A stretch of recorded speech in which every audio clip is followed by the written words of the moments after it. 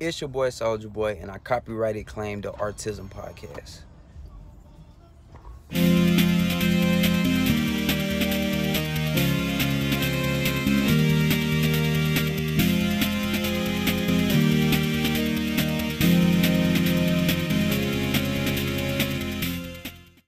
All right, let's do it. 3, 2, 1.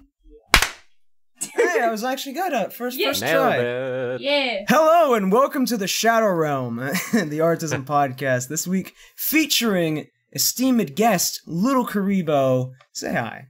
I'm so esteemed right now. I'm very esteemed. Big esteemtion. I'm an esteemed ham. We also have our editor Max and hello.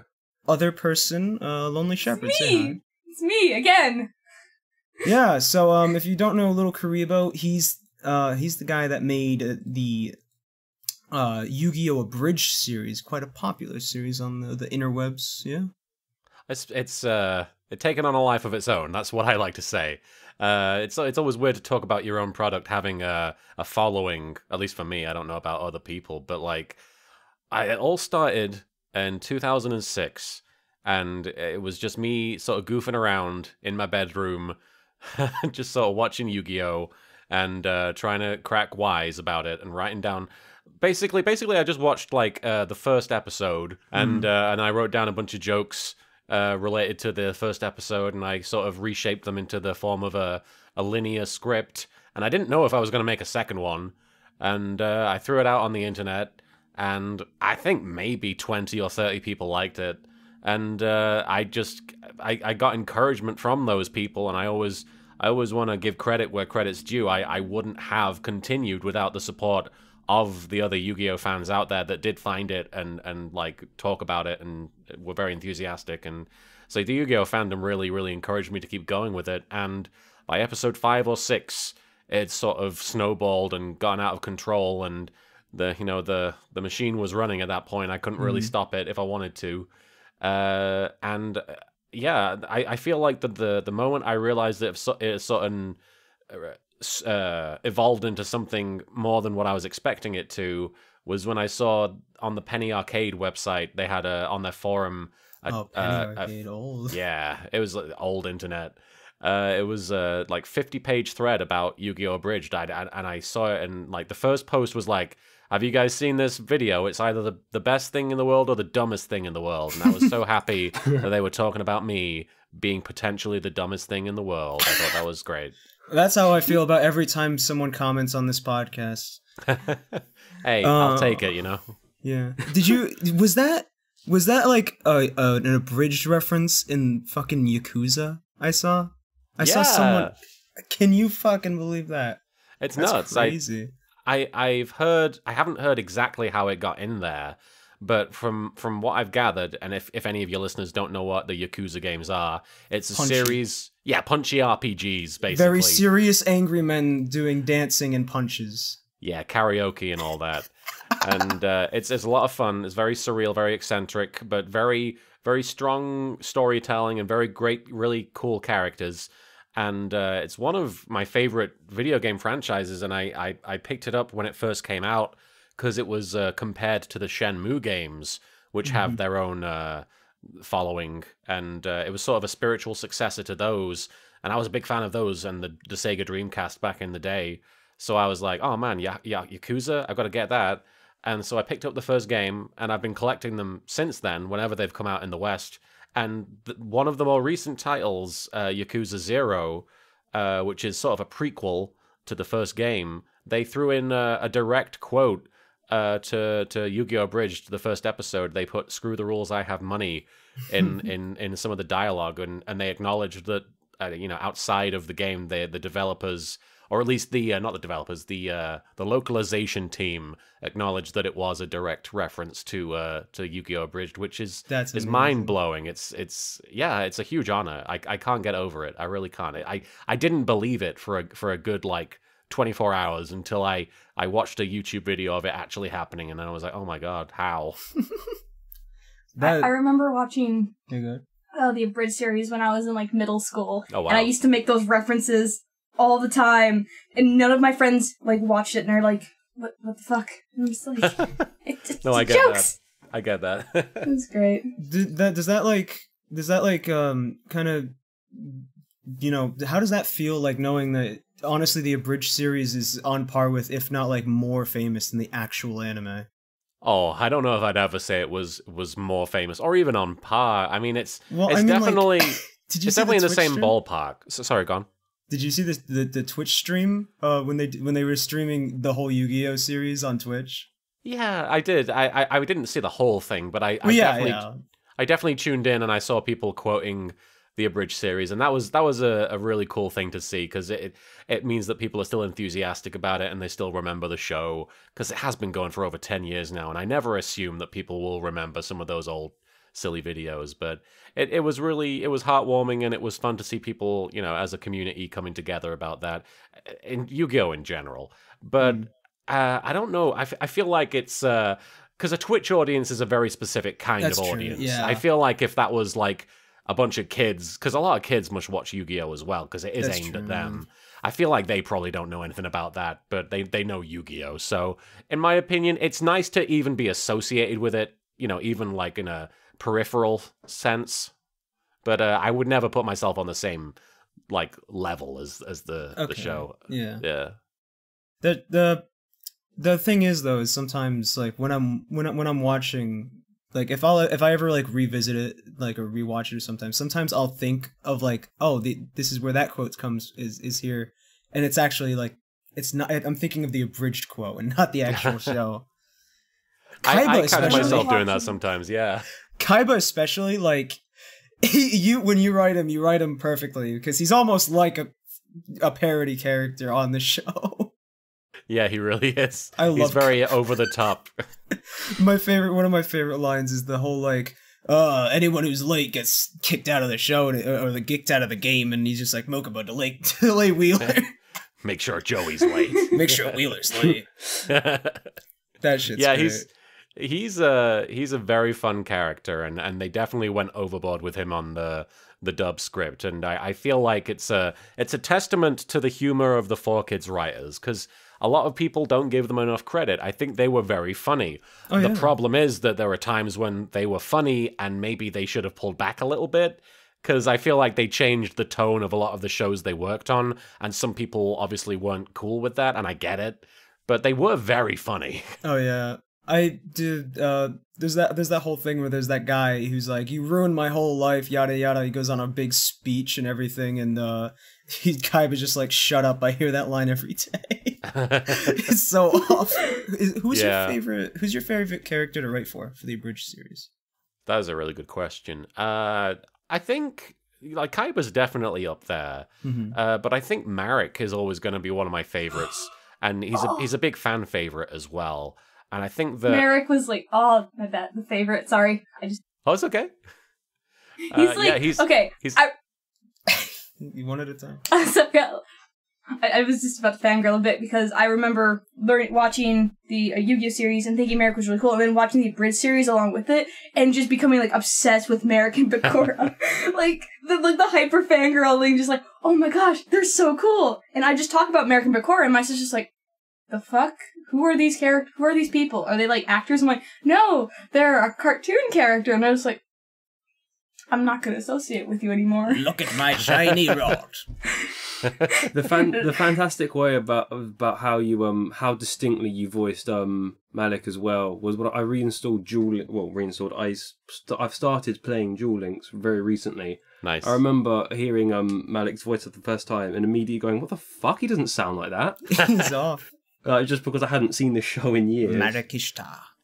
It's real weird. Like, I kind of have that feeling sometimes when I go back and rewatch it, because, I don't know, like, it's hard to watch Yu-Gi-Oh! As just a fan anymore. It sounds weird when I say that, but it's hard when you've watched it and rewatched it over and over again, trying to write these parody scripts, that when you go back and rewatch a lot of that old stuff that I've already parodied, it's like looking at old homework, you know? It's like looking at old schoolwork that you didn't ever want to look at again. Not that I don't ever want to look at Yu-Gi-Oh! Again, but it reminds me of all the difficulty I had sort of getting jokes out of it and editing it after the facts. And so it's hard to watch it casually, but when I do, sometimes I am taken aback by some of the character voices because I'm like, I don't remember him sounding like that. But yeah, Marek is definitely one of the funnest to write and record for, just because he can say anything and people enjoy it. I think that Tristan is like that to an extent as well. People just like hearing those guys speak. It gets a reaction out of people, and I really enjoy having the ability to do that. Like I feel like even back in school, I was doing silly voices just to get a reaction out of people, because if people have an expectation of what you're going to sound like, and your mouth opens and something completely different comes out, people enjoy that. It's entertaining, and I've really sort of tried to pursue that feeling of surprising people and hopefully entertaining them with the sound of my silly voice. I have a question actually related to your editing. Yes. When you do the lip sync, how do you do that? Do you use Premiere, right? Mm-hmm. Do you take like just the frames of the mouth like in that scene and just match them accordingly, or do you reverse and fast forward and kind of that shit? Oh yeah, it's literally, for me anyway, I don't know how other people do it. I'm pretty sure it's pretty standard, but I take, and with anime it's usually about 3 frames of closed mouth, open mouth, and then halfway open mouth.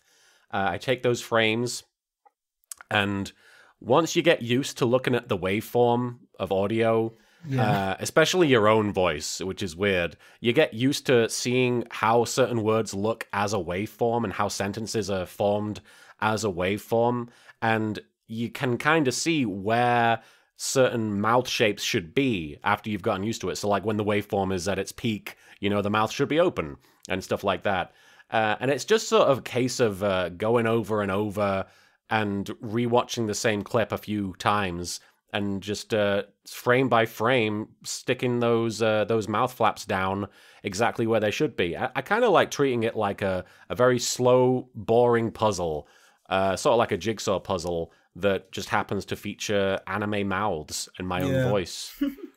Yeah. How has the process for that changed over time? So, like, how did you do it way back in the early days of 2006, back when video editing software wasn't really readily available? Movie Maker. Beyond, whatchamacallit? Everyone used Movie Maker. Movie Maker. Windows Movie Maker, yeah. I didn't have the first idea what I was doing, and you can definitely tell. So, back in the day, I almost didn't try to edit the mouth flaps or try and make it sync up. And I think it's, unfortunately, caused it to be kind of a hard thing to sit through in retrospect. But like I sort of slowly learned. I taught myself as I went how to do certain things. I sort of I did everything wrong first so that I could only get better as I progressed. So I think in the first few episodes I just sort of took a clip and then just sort of looped it, and if the mouth sort of matched, I was happy. Whereas if you get closer to like the episode 20 or so, I wasn't doing lip flaps, but I was trying a little bit harder to make sure everything matched up. So I would take a clip of somebody's mouth moving in sequence, and then I'd be like, well, I'll put that here because it looks like the sentence that I said, but it might not match exactly, but that's the best I can do, because I still didn't quite understand how to cut around people's mouths and use Photoshop. I didn't have access to a lot of software, so unfortunately I was working with the limitations set by the software that I had available to me, which I don't think, by episode 22, I think I was using something called ULEAD video software. It's been a long time since I used it.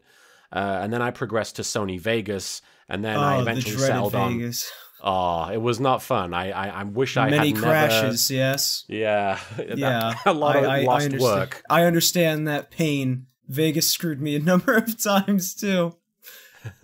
I remember though. Yeah.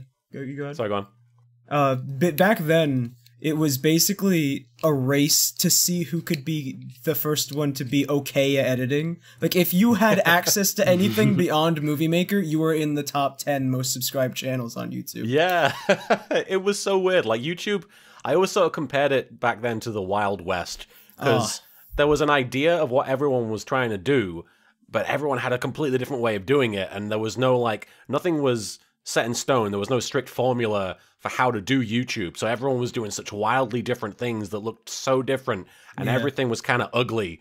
But I don't know, it was a really fun time. It was a really exciting time. Everyone was pushing the envelope and trying to figure out exactly what the best way to put yourself out there was. And that's the thing. I have a question.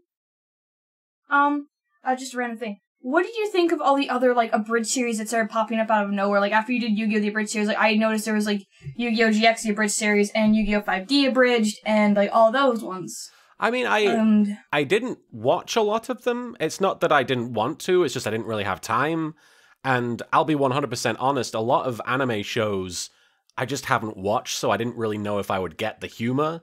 But I, as a general sentiment, I was very flattered because well, not even just flattered. I was very happy to see people taking the idea and running with it, because ultimately, if people liked what I did enough to try and do something similar with a different product, then that meant I was onto something. And it also meant that there was a lot of potential there for people to explore and use it to their own, devices. And I was very happy to be part of a community of people that were doing similar things. I can't say that I was like a fan of any specific one, just because, like I said, I didn't really watch a lot of them. But obviously, when Team 4 Star first started in 2008, it was hard not to notice and pay attention, because they had stepped up the game. They'd evolved the formula to the extent that they had, even in their earliest episodes.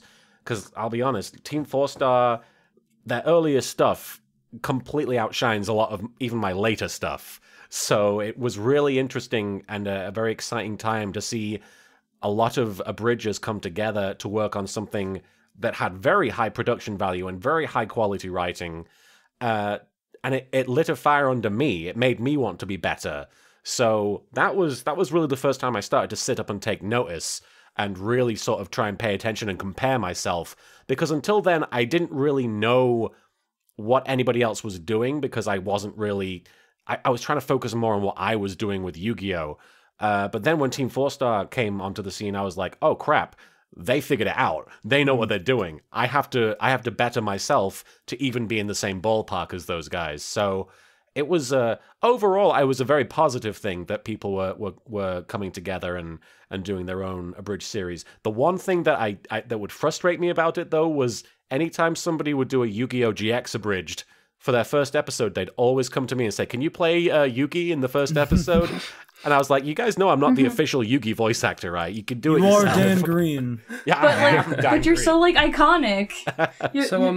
So I think it was in episode 24. I remember this because I rewatched it all recently. At the end of it, Ishizu says, we're not like that other Yu-Gi-Oh! Abridged series. You know the one. What abridged series were you specifically talking about? Because I think for me that joke may have been lost to time. Oh, it's totally lost to time. And I'll be honest, that it is intentionally vague. It is not actually referencing a specific abridged series. It was just me being like, Ishizu knows, and if people are watching this and they've made an abridged series, they'll be suspicious about whether it's theirs.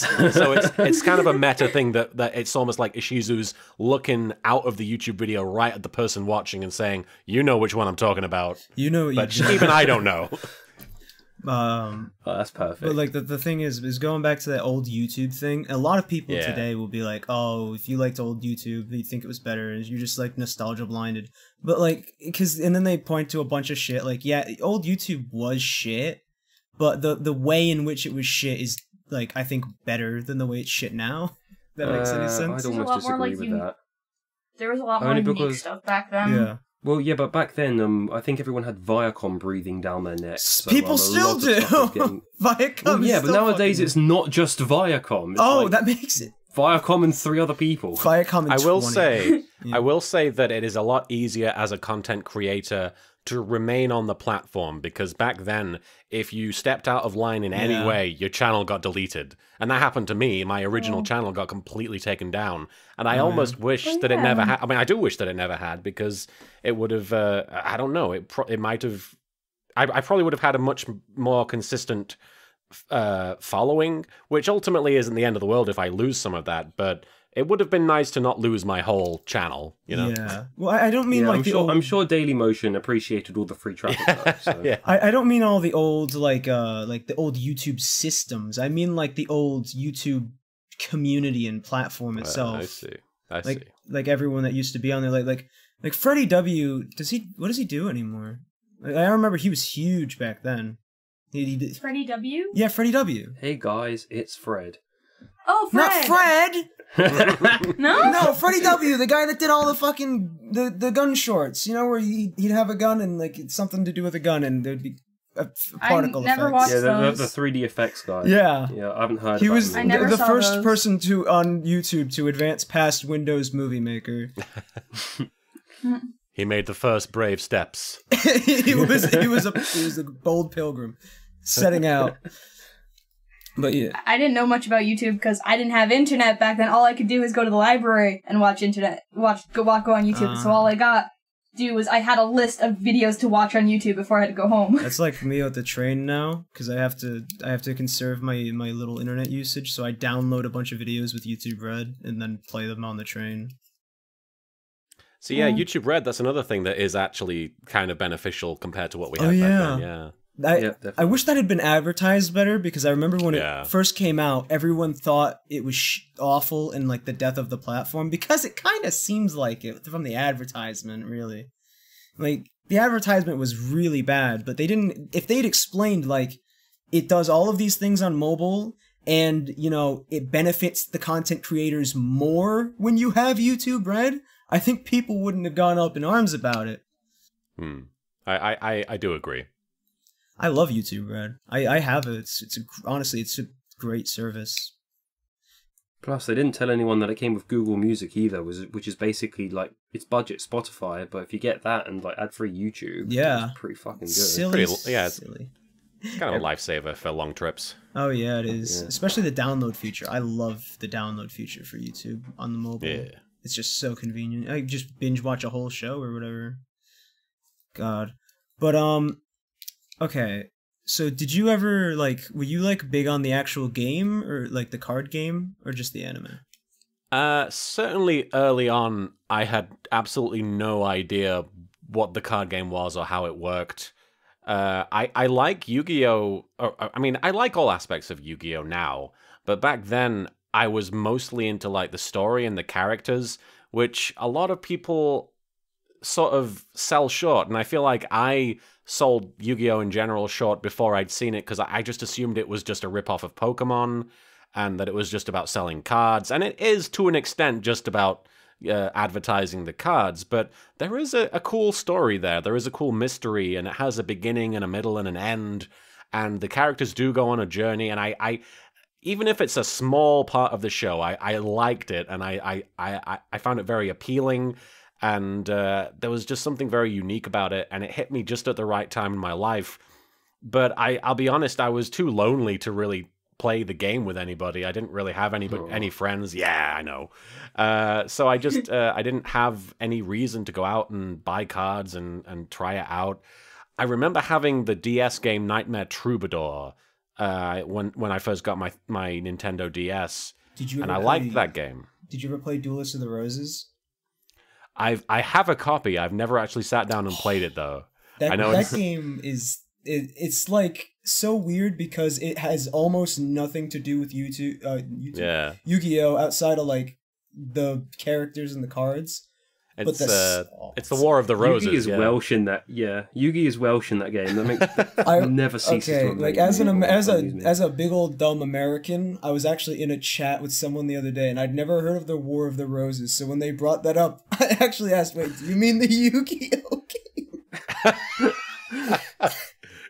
I didn't know. That's I went through like a whole Wikipedia binge learning about the War of the Roses. Also, the soundtrack in Duelist of the Roses is probably it's fucking. You are amazing. aware that they didn't like summon like an ancient Egyptian dueling spirit to fight the War of the Roses. Okay, That isn't how they what- resolved that conflict. That would have been right? so much You're aware of cooler. that. Okay, well, look, that may not have been mentioned on the Wikipedia. Doesn't mean it's not true. Yeah, Yeah, we all know that. if you don't have proof, then Exactly. don't go saying that. Exactly. Yeah, I suppose it's true. Exactly. Stonehenge is there for a reason, I guess. What the hell? Summon just a Obelisk the sun. Tormentor, obviously. I've asked this question to everybody who knows what a Yu-Gi-Oh is. How the fuck did they divide up Exodia into 5 pieces if he's like the ultimate life form or whatever? How did they do Well, that? I mean, in Marvel Comics just recently, they had to deal with the Incredible Hulk. All the event. This is a very nerdy answer to your question. They had to deal with the Hulk, and in order to fight him, they got all the Avengers together, and then they took him out with like a giant, like Akira-style satellite, and they basically melted him down into a husk. But then, because he's the Incredible Hulk, he still survived, so they had to cut him up into tiny pieces and separate him. Actually Exodia'd him. Yeah, they Exodia'd the Incredible Hulk, so I feel like that is as close as they can come to defeating the undefeatable. Exodia, it's not possible. Okay. I'm okay with that. So like they temporarily weakened him enough to split him up. Yeah. Okay, but Martin, did you play Soul Calibur 6 at all? I haven't played it yet, no, why? Because I did this the other day. Let me see. Oh, that's brilliant. It looks just like Exodia. That's actually fantastic.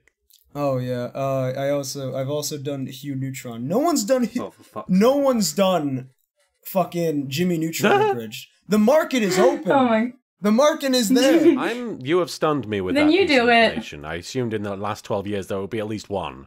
I mean, Jimmy maybe Neutron there is Abridged. like one with like 5 views, and it's the guy and his like mom walks in halfway through. He's recording or something.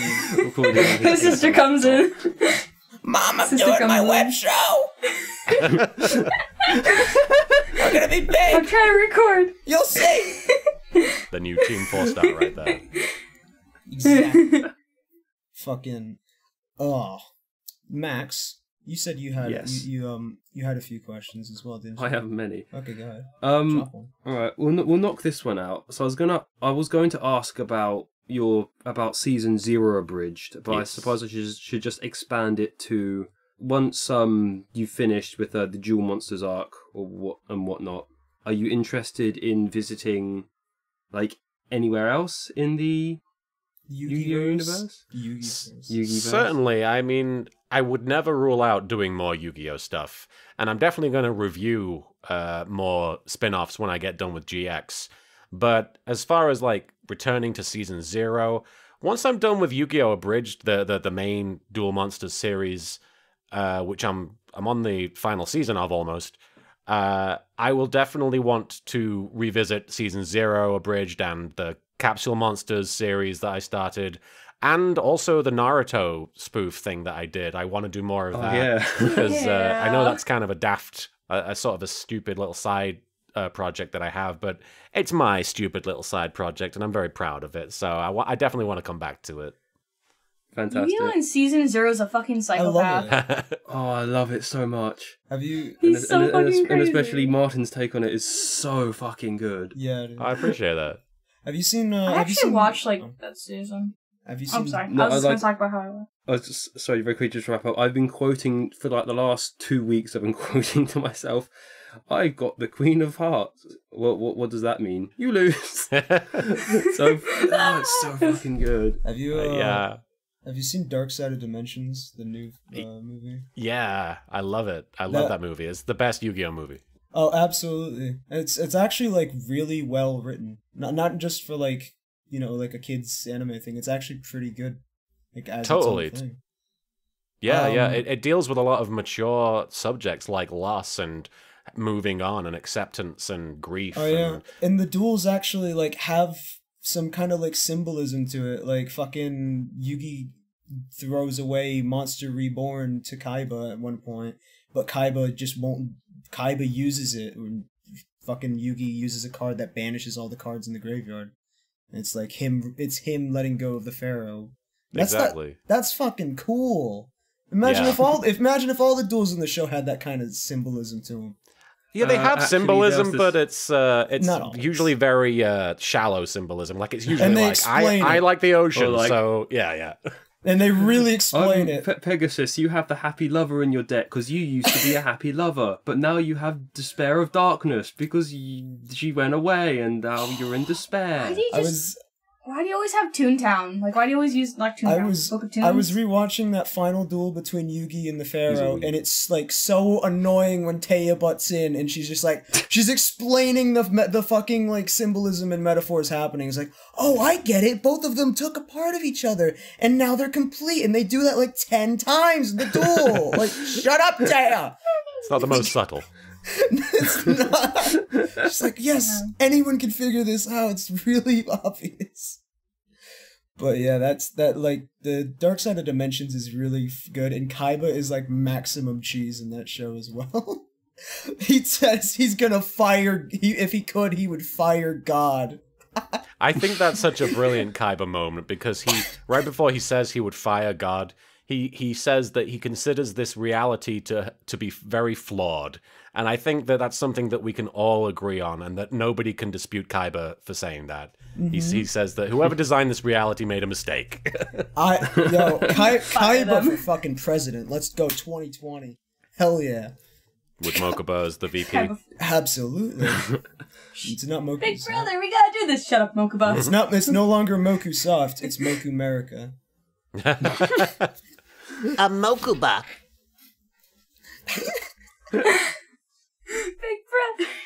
Big brother, Iraq's on the phone. Tell him to shut up. You shut up too. Fucking Kaiba also, he has good as like a company leader, he's actually not the worst. Cause like I remember in that movie, something that stood out to me, I don't know why, it's stupid, but he crushes a bottle and he just says, fire whoever made that bottle, we have quality standards to live up to. And I'm like, you know what? That's actually pretty admirable. Good on you, Kaiba. I actually designed that bottle. I'm sorry, bro. Mokuba! You're fired! I'm sorry. How many times has Mokuba been fired from Kaiba Corp? Every day. About as many times as he's been kidnapped. Every day. Oh my god. He just keeps getting fired, but he has an endless list of resumes because he keeps getting work at Kaiba Corp, so his resume just keeps expanding.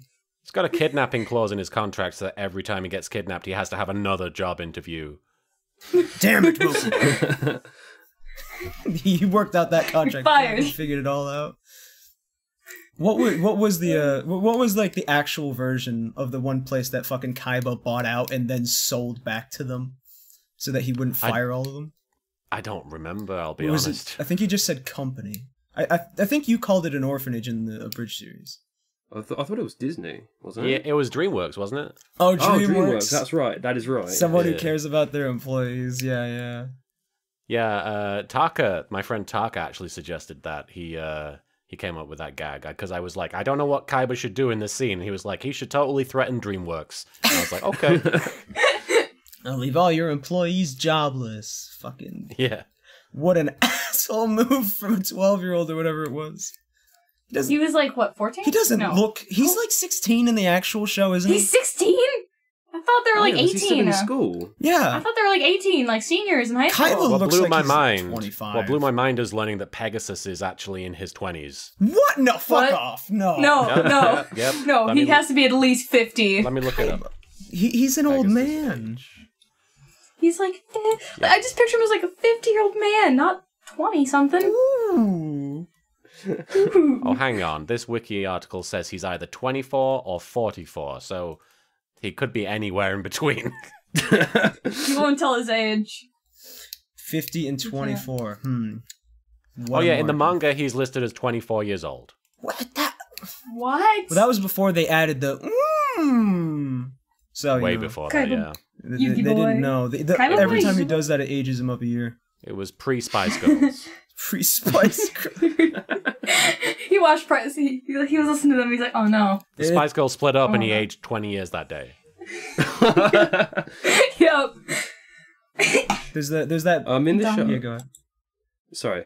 In the show, more recently, did you just get tired of making Darts' hair constantly change colour? And is that why you put in the gag of he stopped using his hair dye? Yeah, I mean, it was one of those things that was literally causing the episodes to take almost twice as long to make. Oh, jeez. So it was one of those things that I was like, you know what? I acknowledged it. It was in there, but I can't keep doing this because otherwise this season will take another 2 years to make. So I had to remove that. And so I threw in a joke acknowledging it. But I mean, I feel like it's not one of those things that kills the character. So I think it was an okay sacrifice. I do feel bad that I had to do it. I like his funny voice. I mean, is it The theme the thing is, I think that the joke that he just stops doing it is actually worth like the non-colory hair. It's just funny. Yeah. It's just he's like, I got sick of it. Like, because you think about Yu-Gi-Oh, and they must all go through some crazy fucking gymnastics in the morning to do their hair up. Yeah. Yugi especially. What the hell? Yugi just lays on puts his hair up on the bed and then sprays it with hairspray. Imagine being the guy who has to write the article for Yugi, and you come to the part where it says hair color. What do you write? What is his hair Blonde, black, purple. Yellow, black, Hair purple. color, yes. Yes. Hair color, anime. But is it even hair color? Is it even hair dye or anything? Because the Pharaoh has it, and I don't think they had that back then. No, it's very clearly hereditary, like whatever the fuck it is. Oh yeah, I know. I remember there was something about like Yugi's grandpa had the same hair when he was younger. Yeah. That's right. That's right. I love like in any time they're out in public, everyone around them has normal hair, but Yugi stands out like a sore thumb with his weird spiky lightning hair.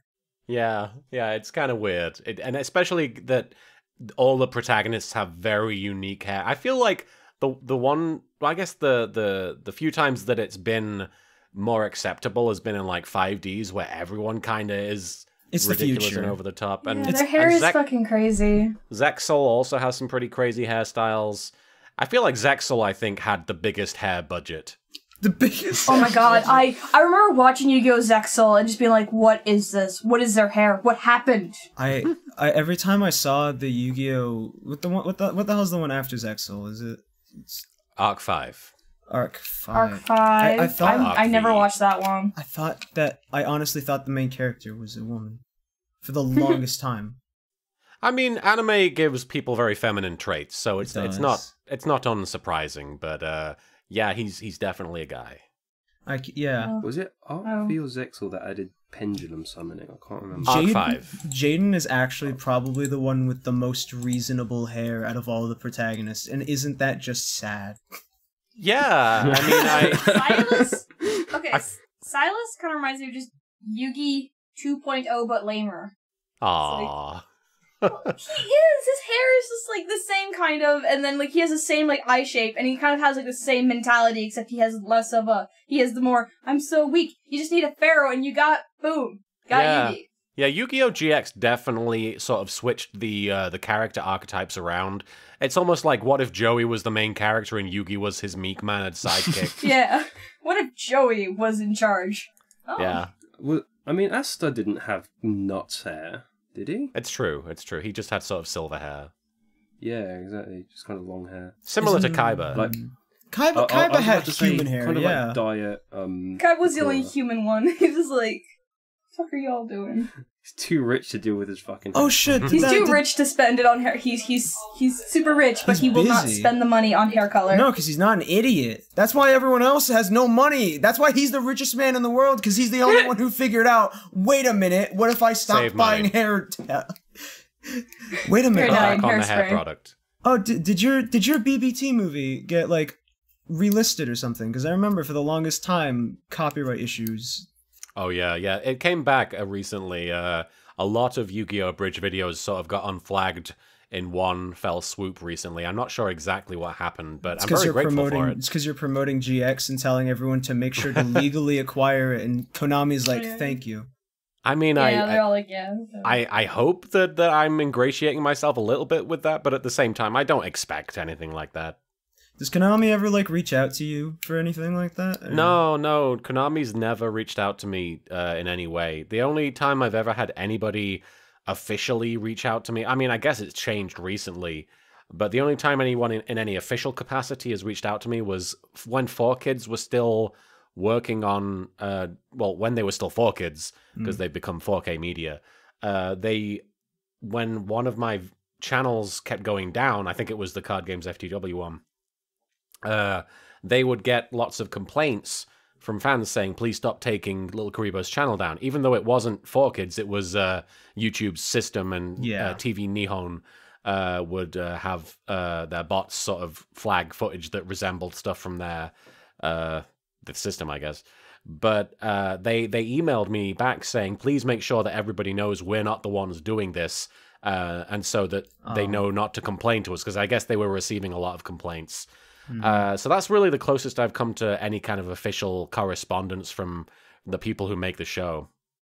No, you never met Dan Green at a conference or anything? Or? I've definitely been to cons where the other voice actors have been, and my interactions with them have been minimal at most. Mostly because I'm like, I'm not the show, you know. I don't expect them to want to have time for me or to even want to engage with me. I'm sure they probably have enough to do at the show, and I'm just one extra person. I have talked to a few of the VAs from the show, and they've all the ones that I've had interactions with directly have been very pleasant and very personable and very nice. But it's been very few and far between. Although more recently, in the last few days, the original voice actress for Mokuba reached out to me over Twitter saying, basically, when are we going to meet at a con so I can tell you to shut up? And then she challenged me to a duel, so I'm trying to work something out there.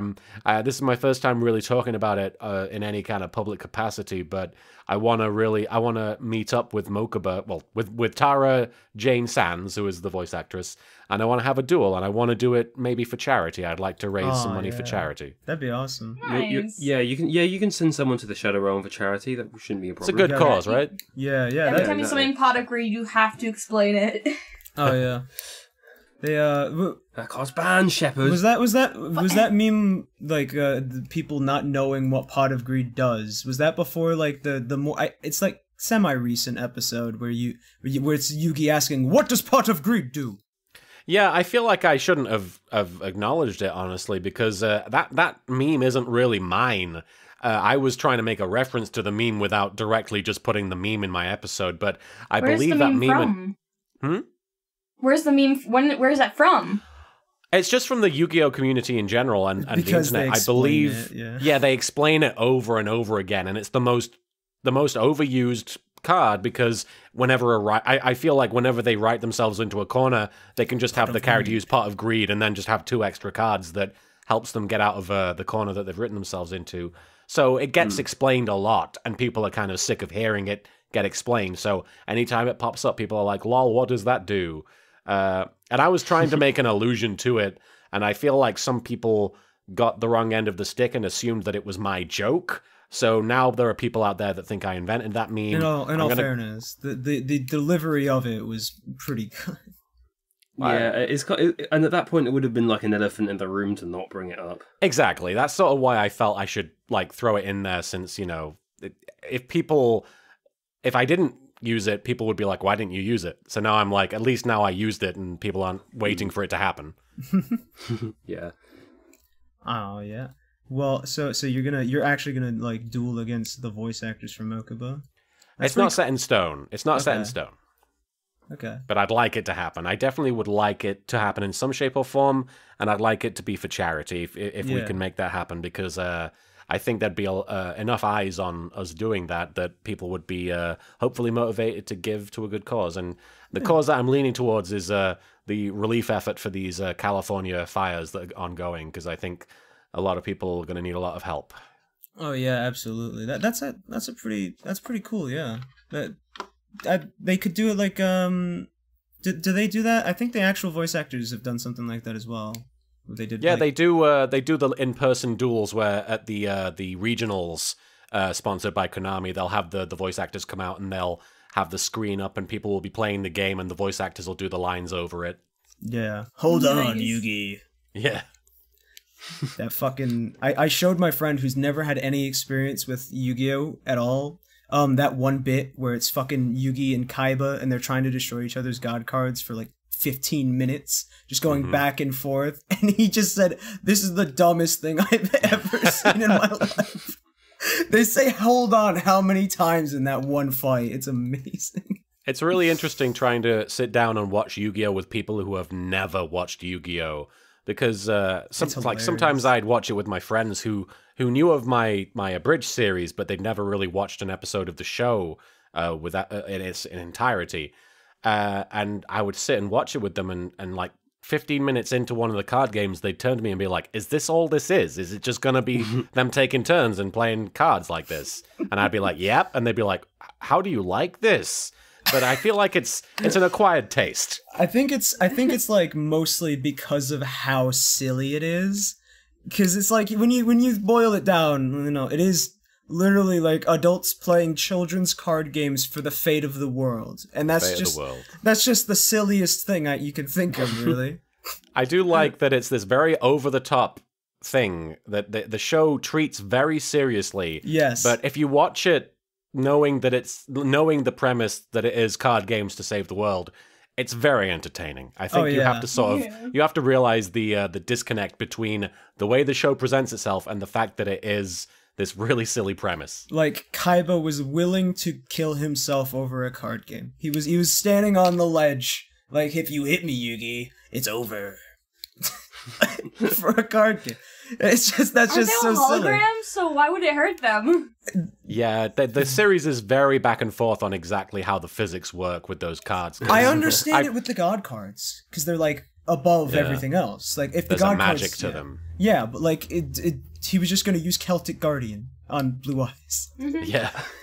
It was just gonna be like, it's just a hologram. I think Kaiba was more playing mind games. Like, in retrospect, I think he knew that he probably wouldn't fall, but he knew the risk was there, and that if Yugi was willing to take that risk, he would. Well, I guess he knew that Yugi wouldn't be willing to take that risk. I do love that for the rest of the show, Kaiba is really proud of that win too. Yeah. He's always referencing it like, "The time I beat Yugi," and it's just like, you threatened suicide. I was watching. You didn't win. I was watching with Twitch chat, and they always called him out on it every time he brought it up. He's just like, "I defeated Yugi," and everyone's just like, "You fucking cheater!" Fuck you. Hey, it's a strategy, man. I finally beat him. It's a legit strategy. I threatened to kill myself until he said I would win. You know what? I bet that's banned at regionals. if you win, I'll kill myself. What? Yes. Ever since they had the regionals on the top of that castle, they learned. They learned. Now, here's a game theory for you. The god cards aren't banned, but Pot of Greed is. Does that mean that Pot of Greed is more powerful than the god cards?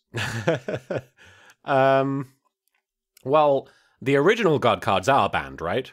Because they had to re-release the god cards with new. I think the anime ones are like the fucking anime art ones are. I don't think. I think the ones like the actually official released ones, I think they're perfectly legal. I got Slifer in a card pack the other day just by chance. Okay. I have no idea why I was even at a card shop. It was Kyle brought me. Oh.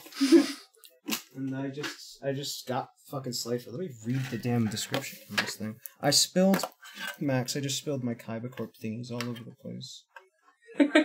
Well done. It's not my fault. It's not my okay, fault. Sparky. I was trying to get my Sky Dragon Max. Okay. This is a professional podcast. It's a very. You'd think.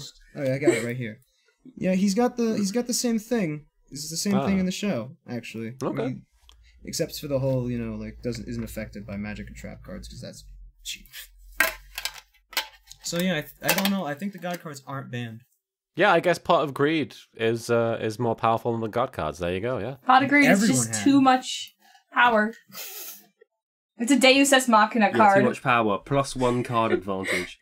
Better than ancient Egyptian deities. Yeah. Well, according to Yu-Gi-Oh, yes. Yeah. Why?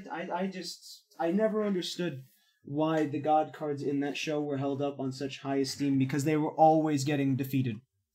like Ultra constantly. chicken.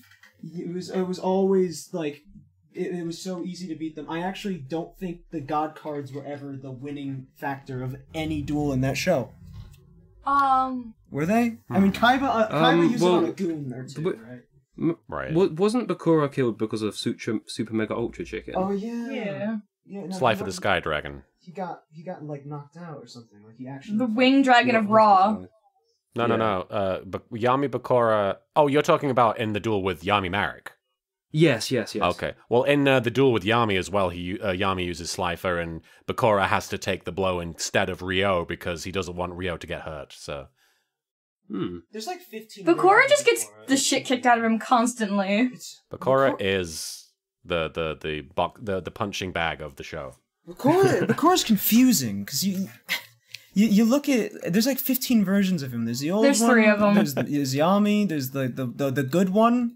I think... many echo fighters of Bakura. Yeah. Speaking of that, can we talk about fucking Yugi and Jump Force? What? Yeah. I can't believe that's real. Yugi's gonna fight Goku. I'm so What? happy. I'm so happy because Frieza and Yugi are in it, which means I can main 2 of my characters from the Abridged series. Who will win? Frieza versus Yugi. Find out. Yeah. I wish Kaiba was in it though. Yeah, Frieza I'm versus going to Kaiba. blow your planet up. Will I draw Pot of Greed, which allows me to draw 2 more planets? You can't do that. Pot of Greed is banned. Oh, Ban shit. this, bitch. Didn't you go on Team 4-Star for the fucking The Cell games? the Cell games and Yugi got mad because everything he used is banned. Yeah. I that's- can't take credit for that. That was Team 4-Star. They did an amazing job with that, but it was a huge honor to be part of it. That's my favorite of the Cell games like spin-offs. That and the One Punch Man episode. I love those. Oh two. yeah. Oh, good stuff. Oh, which one was the one where Cell at the end is like, oh, this is the Pokemon one where Mewtwo flies over and Cell's just like, is that fucking Frieza? God, that shit. That Cell is like so good. Like, that's another thing is I think a lot of people with Dragon Ball confuse Cell with the abridged one as well in that. Oh yeah. Okay, random question. Did anybody else think Frieza was a girl? No, Because I thought Frieza was a girl for the longest time. is it because the lipstick? I The think probably lipstick, the 'cause eyes. Linda Young voiced Frieza in the English dub back in the day as well. Oh, so it was. Yeah, It was. I just thought Frieza was a girl. That's understandable. Yeah, it's an understandable. It's an mistake to alien make. as well, so you never know. Alien, anime, a lot of feminine features. A lot of those characters in Dragon Ball Z Kai I thought were like girls. How would Kaiba fucking deal with any of that stuff though? And I'm actually kind of a little bit disappointed with Jump Force, just a tiny bit. That it's just Dark Magician and Dark Magician Girl and Slifer. I was kind of hoping like each attack, like in Smash Bros. I know they have characters that are like that, where like how dare they not bring back Beaver Warrior? no, I mean like, it's awesome that he's in there, but I was like just a little bit hoping that each attack would be like a separate monster, like oh the heavy punch is Dark Magician or something like, you know what I mean? I get you. I mean, I'll be honest. I'm not really a fighting game person, so I'm grateful for anything Yu-Gi-Oh in there. But I'm also glad that he's in it. Period. Because same. he's not been in a lot of those jump fighting games. He's been in like one of them before, like the handheld one. Yeah. So it's nice to see him in there. And I know it is a shame that he's only got like a couple of cards, but they are his trademark cards. Yeah. So and maybe they'll throw Kaiba in there as well. I don't What know. about If they add Kaiba Littlekuribohs? as DLC, it's fucking you should have an ability where if Yugi dies, you can just throw away a Kuriboh card. It'd be fine. There was that one duel against Raphael is so funny to me because he's like for some reason sacrificing is now immoral, but he throws away Kuriboh in almost every fight. But now it's bad. For some Yeah. You sacrificed all your monsters. How do you feel about it? You don't respect your monsters, Yugi. Yeah, I feel like there's always Sacrifice a moral of the week in Yu-Gi-Oh! That sometimes flies in the face of things that have happened before. Mm. Like that panic duel in season 1, where Panic is like bullying people into giving them his cards. It's like, well, Yami, you tortured people with like psychotic delusions that caused them to go insane. Oh yeah, you're a bit of a bully as well. And then he literally sent him fire. to an eternal plane of suffering immediately after the duel. I think that's a bit worse than stealing some children's trading cards. Yeah, the morality in Yu-Gi-Oh fluctuates a lot. Hey, Yami's in the clear. He's the main character. If you think about it, like I know they made up the Shadow Realm to get around the sense like death. But in the way, Shadow Realm's worse. Because that's hell. Yeah. It's literally an eternal plane of suffering versus, ambiguous death. Yeah, it's really weird how magic seems to be the easy way out of acknowledging these real, like, genuine things that could happen. What's that? Or fingers, whenever there's a gun. Oh, the guns, yeah. I mean, it looks cool when Pegasus is not reacting to Bandit Keith when he's got a gun to his head, but when he's pointing a finger, it's just like, well, I'd probably react the same way. Yeah. Just like mild confusion. Ooh, that's a nice finger. Did you? I don't remember in your dub. Did you use the clip of him with the gun or him with his fingers out? I don't think I had access to the gun clip at the time, so yeah, I don't even think I even... See, here's the thing. That was one of the episodes that I kind of rushed through in the Duelist Kingdom finals, because I did the card game channel episode where I combined the Mai versus Yugi, the Joey versus Bandit Keith, and then the Joey versus Yugi duel. And I wish I hadn't done that. I really wish that I'd given some time to actually... going through the entire duel and trying to make it funny. And when I got to Battle City and I did the finals for there, I specifically set out to not skip through any of the duels and actually let them play out as they happened, because I really feel like I shortchanged a lot of people with those duels just to get through the final duels of the season. So I'm glad I got a second chance to, but I do look back and feel bad for not taking advantage of a lot of the footage that was available, because it would have been fun to see Bandit Keith point a gun at Pegasus and see how he would react. Yeah, I always I like the. I honestly think it's funnier that they don't have guns. Yeah. It's just hilarious that he's pointing his finger at him and expecting him to be scared. I'm gonna put my finger at you. Well, I'm gonna jump out a window. Well, when I was little and I watched that scene, I was like, oh, the men in suits are going to beat him up. That's why he ran away. So it made sense back then. But now it's like...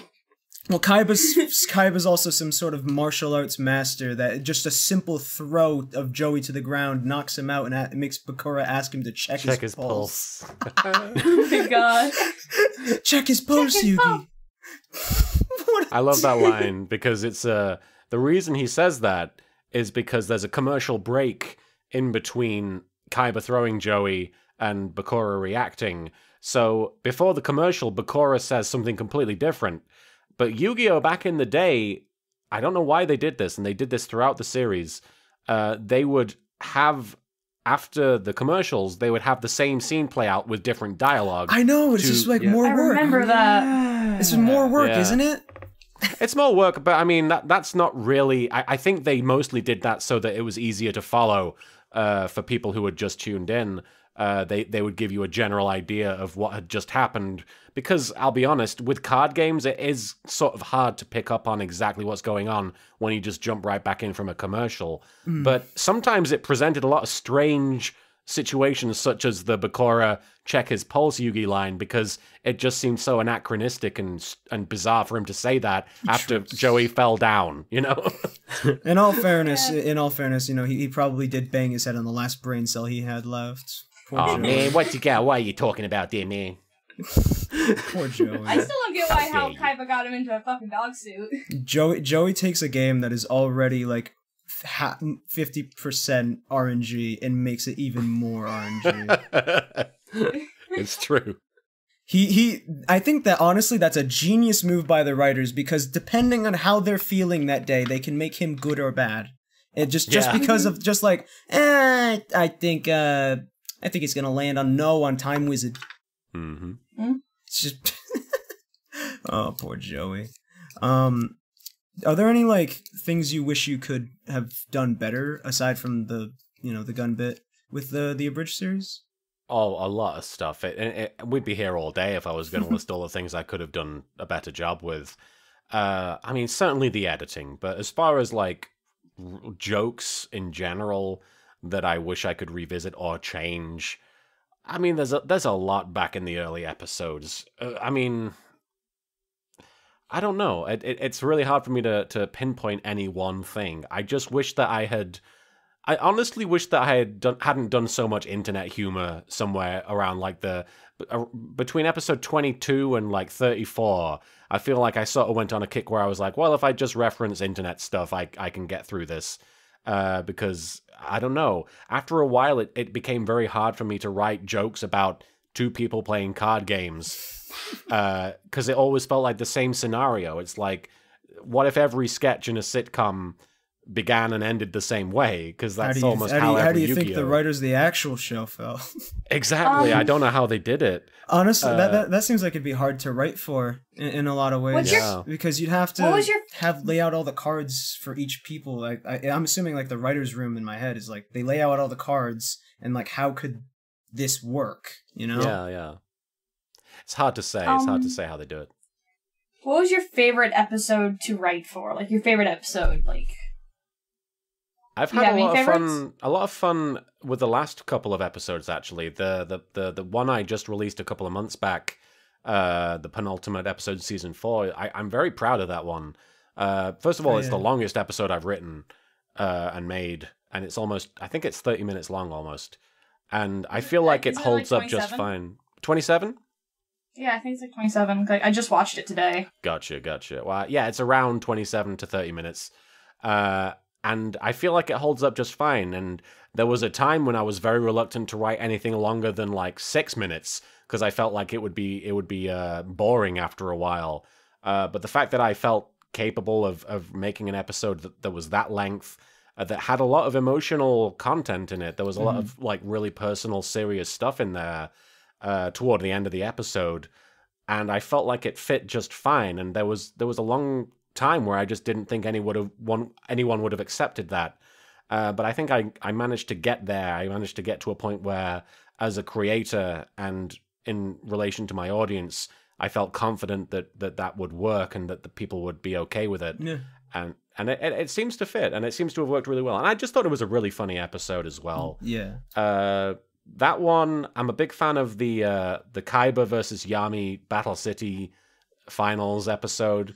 Mostly because, yeah, that's one of those episodes that gets quoted way more than I expected. But I'm a fan of that one because Kaiba and Yami have dueled several times, and after a while you'd think that their chemistry would just wear off, but I felt that was a very strong example of them playing off of each other. And I felt like it was a good send-off because up until that point, I believed that was the last time I would ever have those two guys duel. But now, because Dark Side of Dimensions has come out, there's going to be another one.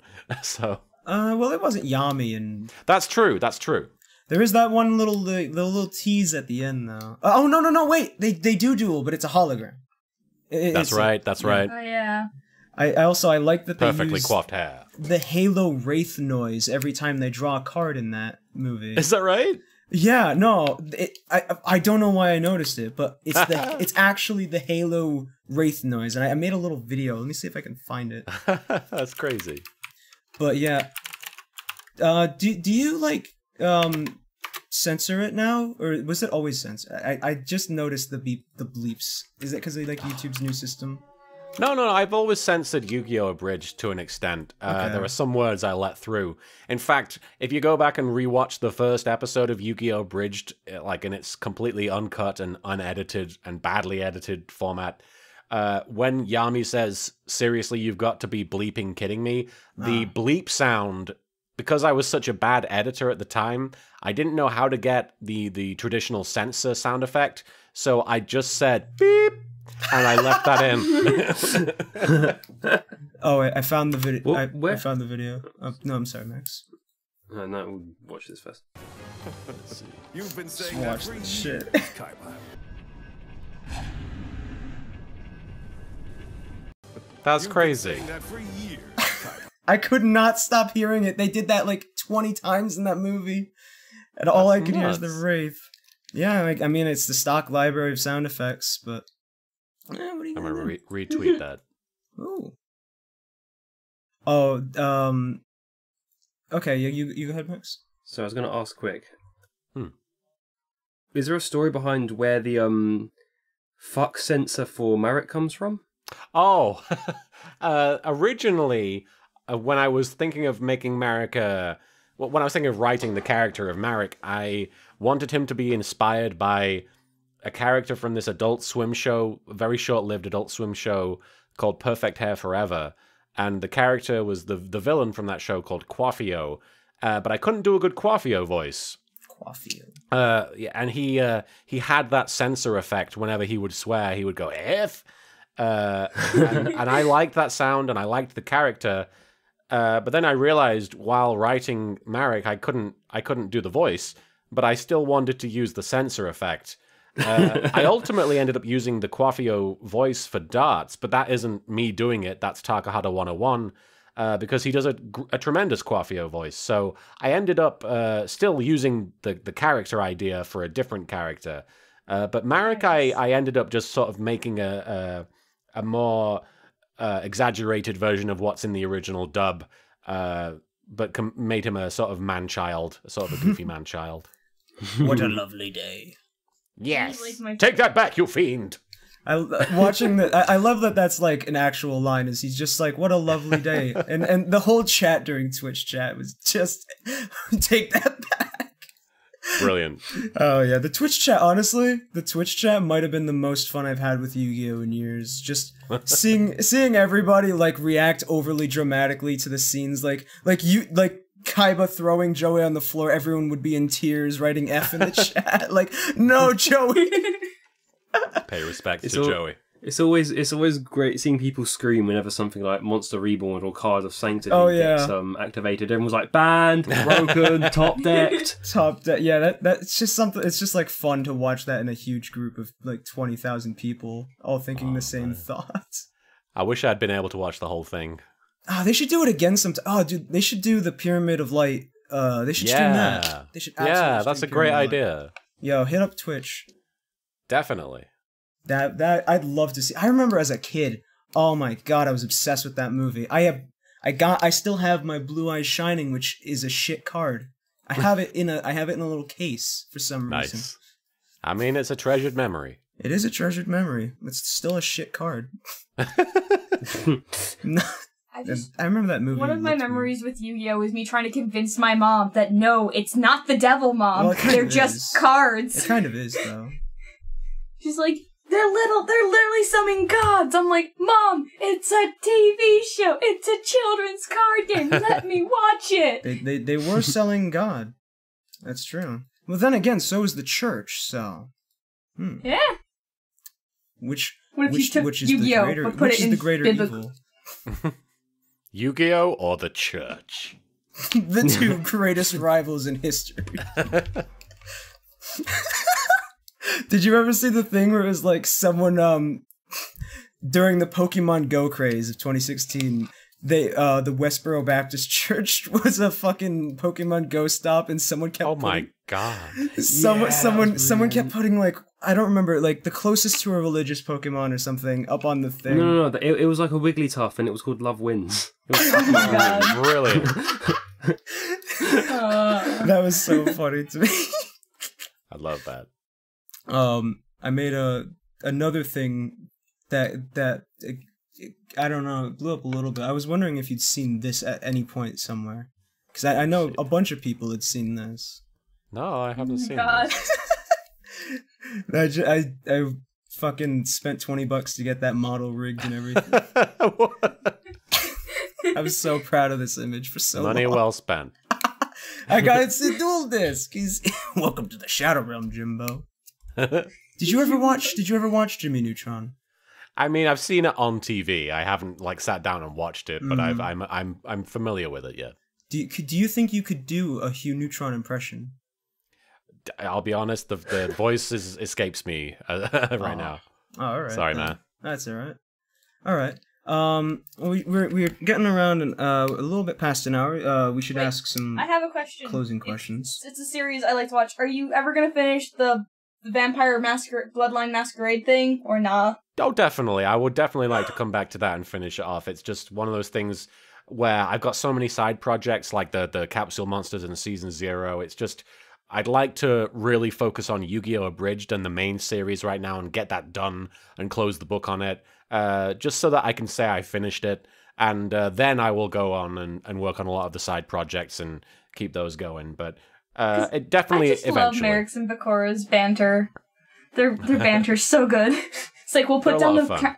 Not even reading the book. What? Yes, I am. Put down the Count of Monte Cristo and answer the Mount of Count Monte of Door. Monty Door. Yes. I watched that so much. Well, thanks for watching it. Yeah. Max, you got any closing questions? Yeah. You've endured with us spouting catchphrases at you this whole time, but are there any quotes? Do you know that any you're of just our sick of hearing catchphrases? Oh my god.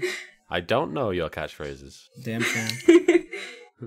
Are there any catchphrases from the show or quotes from the show which you keep hearing at conventions? Just like, oh no, not this again. Screw Not money. really. Similar to like how Screw the rules. I think probably. Mega 64. I was gonna say Mega 64 are absolutely tired of hearing what you're buying every time they go to a Oh, convention. jeez. Yeah. I'll be honest, like, I'm more tired of hearing Team 4-Star quotes, to be honest, because I'm like, I'm not Team 4-Star. Like, sometimes I'll find myself surrounded by like half a dozen people who are just yelling at me in Ghost Nappa voice, and I'm like, that okay.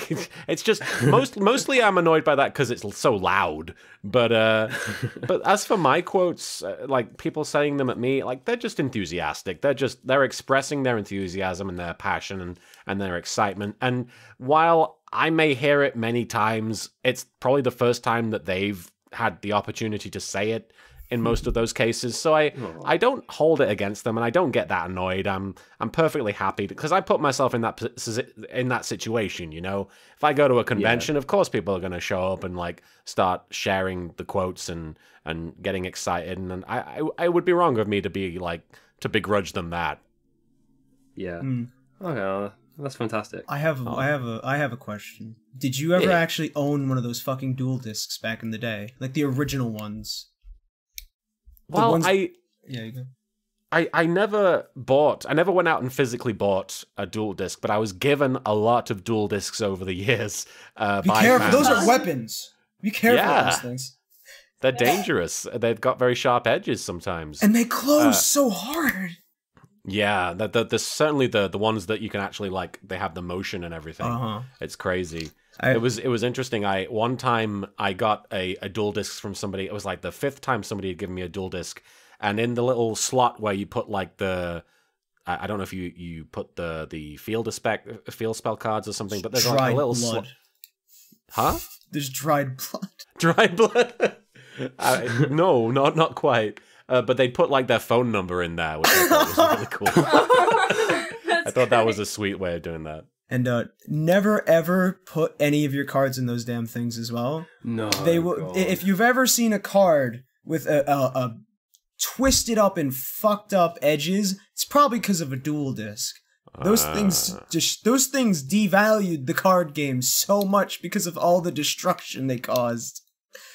Oh, the great dual disc purge of 2000. Oh yeah, that's not. You know what? It's a brilliant move on Konami. They're upping scarcity of them, like the mint condition ones, because they keep damaging the existing ones. Make the thing too small. But yeah, we're about an hour, and if you guys are all set, we can sign off here. Thank you for coming on, Martin. No worries. It was really fun. It's really cool to have you come on and grace our humble little podcast with your presence. It was a really wonderful little conversation. I really appreciated the opportunity to talk to you guys. Yeah, thank you. I have a little request actually? Could you sign us up? Could you sign us out as Kaiba? And it's the Artism podcast. Is that the name? Yeah. Okay. Hey there, dweebs. You're listening to the Artism podcast. Screw the rules. I was a guest.